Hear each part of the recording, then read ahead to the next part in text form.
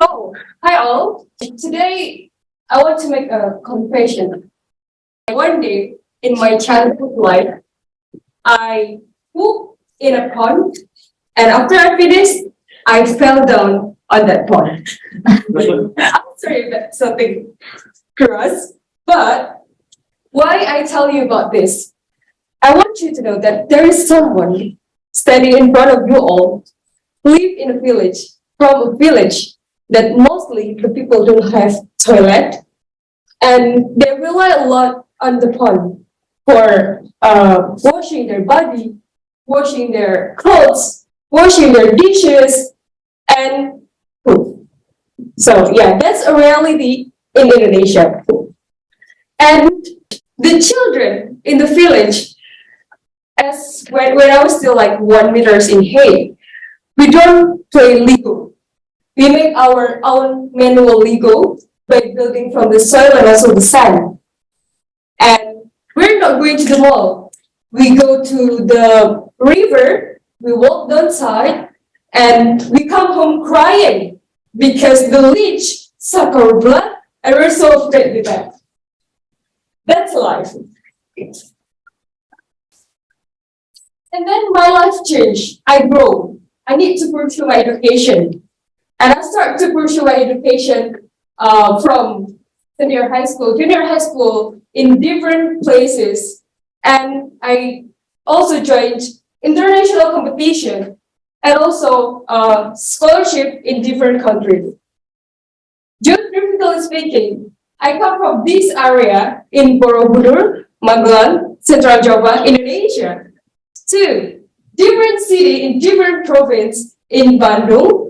And after that, I also moved to different country, different city as well in Melbourne, different continent, different culture, different season, and so many things different. And after all of this journey, I decided to come back to my village.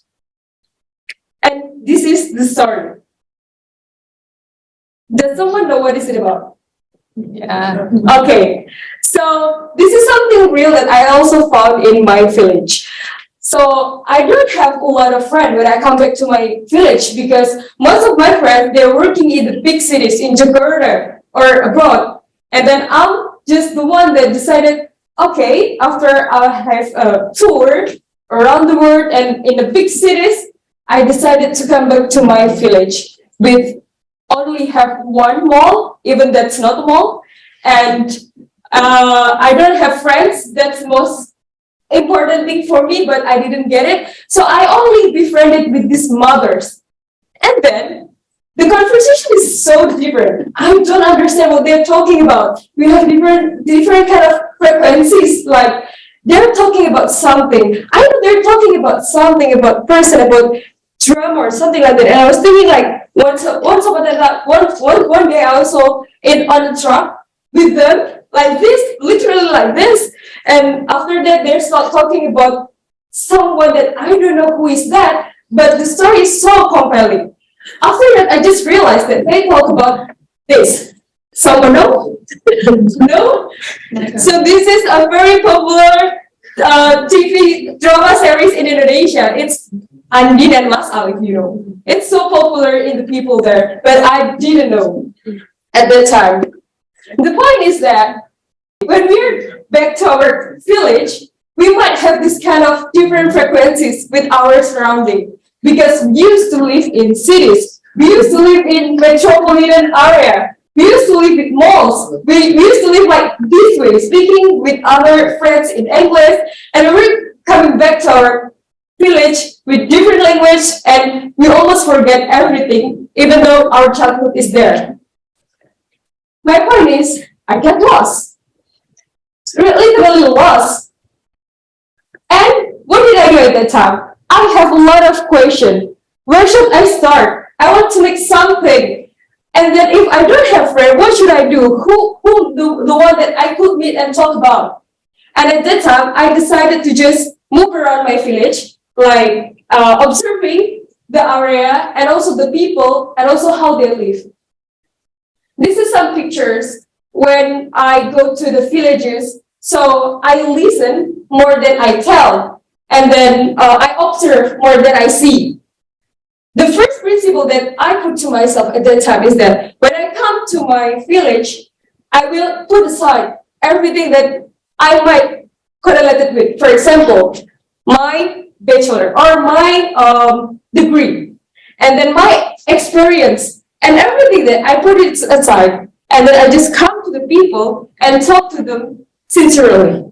And after that, I'm trying to think how to make something, because at that time, my aspiration is to make something. I just wonder, what can I do as a person that already have this kind of experiences, and then come back to my village again with not a lot of facilities.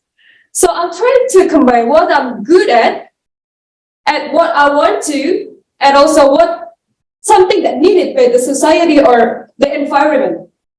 And I'm trying to combine that, becoming an idea. Or this idea can be varied. And in this case, I have an idea in a social enterprise. At that time, so the most important thing is that at that time, I just have this kind of thought to make something in my village, but I don't know how, literally no idea, I don't know. And one day, there is a family that come to my house.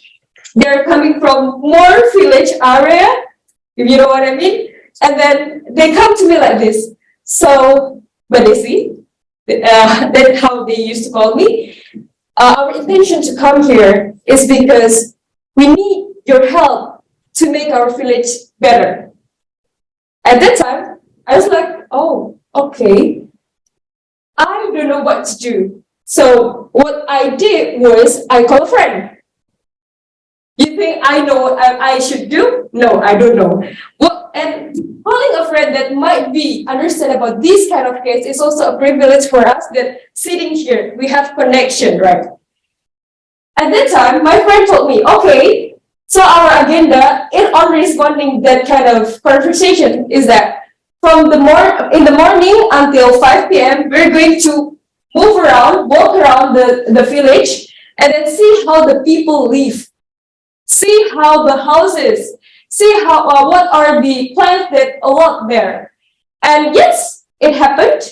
At that time, I still remember, we arrived there at 10 in the morning and directly walk to the hard road. So it's still rocky, and then so sorry.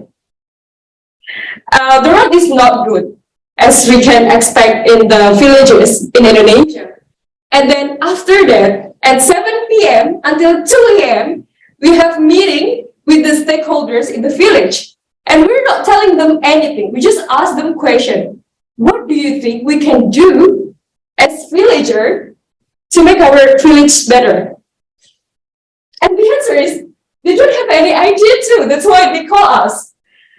But as an outsider, sometimes we can see more than the insider.